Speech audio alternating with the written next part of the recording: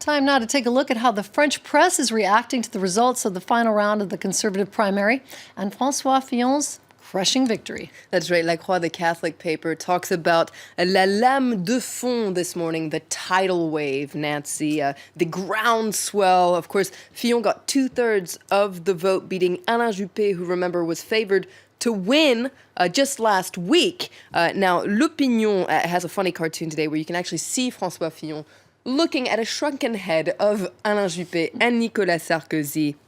They now belong in Jacques Chirac's primitive art museum, kind of looking like trophies for François Fillon. And you can see this headline here, La Rupture Fillon. There will be a before Fillon and an after Fillon, according to the pro-business paper. And now, of course, this is just the beginning for François Fillon. Le Figaro sums up what's next for him. Objectif Élysée. Of course, the target is now the Élysée Palace with next year's presidential election. Exactly. So for now, analysts say that he has a good chance of winning next year's presidential elections. So the Figaro takes a closer look at what's next for the candidate Fillon. And what is that? Well, what's interesting is it's going to be a very different campaign for Fillon, according to Le Figaro, because the primary campaign, he was the underdog. And now he's actually favored to win the presidency, according to recent opinion polls.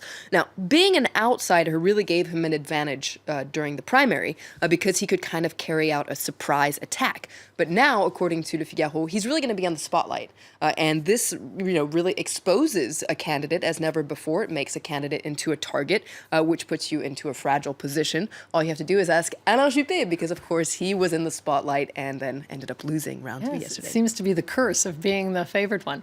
Well, up until a week ago, everyone was expecting the final runoff to be between Nicolas Sarkozy and Alain Juppé. What happened? What happened indeed? Well, according to Le Figaro, if we stick with that paper, they've got another interesting analysis that says that François Fillon has been really playing a long game throughout his political career because, he is a familiar face in French politics. He's been around for, the past 35 years, but he's always been in the background. He's known it all, according to Le Figaro. He's known crushing humiliations, crushing victories like we saw yesterday. Now, Le Parisien has a funny take on it. It says that the man people used to call Droopy, well, he transformed into a pit bull. And Le Parisien reminds readers that Sarkozy, when he was president, called him Mr. Nobody. Well, it turns out Mr. Nobody is now the champion of the right wing. Never dismiss the underdog.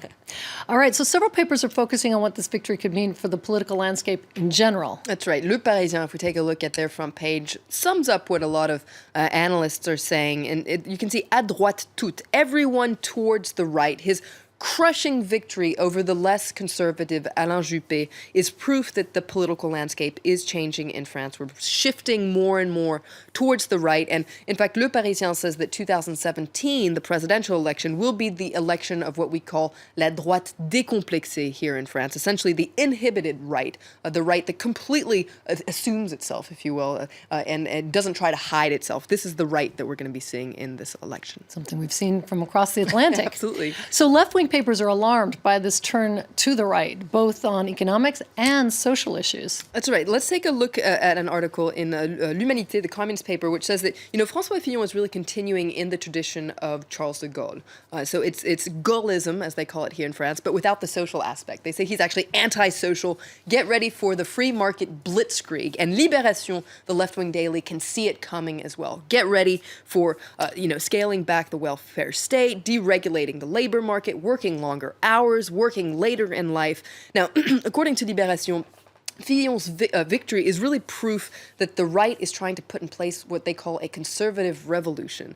And Libé says, one would hope that when you see the right getting stronger and stronger in France, well, you would also see a left emerging, a kind of stronger left emerging to counterbalance this strong right. But for now, we're not seeing that happening within the left. In fact, the left seems like they can't really get it together with just a couple of months to go before the presidential election. There's no clear candidate that's emerged so far. Yeah, and they're running out of time. Well, many papers are focusing on the divisions within the left wing with just a few months to go before the election. It's not a pretty picture, according to several papers. That's right. Les Echos, the business paper, talks about these divisions and says, particularly between François Hollande, the president, and his prime minister, Manuel Valls, you can see they're talking about it, how it's an all-out war between the two. Now, why is this? Well, because François Hollande is expected to announce soon that he's running again. He hasn't done it yet. He's expected to do so early December, but now his Prime Minister Manuel Valls is threatening to run as well. Now, there have been rumors that there was going to be some sort of a cabinet reshuffle. Now, those rumors have been calmed down, but Le Figaro, they say that, well, what we're seeing on the right is everyone coming together, whereas on the left is completely tearing itself apart, because this isn't only happening within the Socialist Party. You also have the Green Party and the far left that are trading insults as well. There's a general malaise on the left. In fact, some analysts say that what we're witnessing is the collective suicide of the left. Wow. Collective suicide, that's tough talk. It's all not just French politics today. I mean, there are other big stories. Papers are focusing also on the death of Fidel Castro. That's right. There are two papers today that decided not to give their front page to François Fillon, and surprise, surprise, it's two left-wing papers. Let's take a look, first of all, at the front page of Libération. We've been talking about Libé, but here is their front page. Once upon a time, there was a revolution, and Libération focuses on the complexity of Fidel Castro, a freedom fighter, but also a dictator. Whatever he was a legend, a Cuban legend, according to Libération. Now, the communist paper, L'Humanité, very much less ambiguous as to what they think about Fidel Castro, only praise for the former Cuban leader today. You can see they're talking about hasta siempre Fidel, calling him by his first name. See you later, Fidel. Adios. All right, Flo Villeminot, thank you very much for today's press review.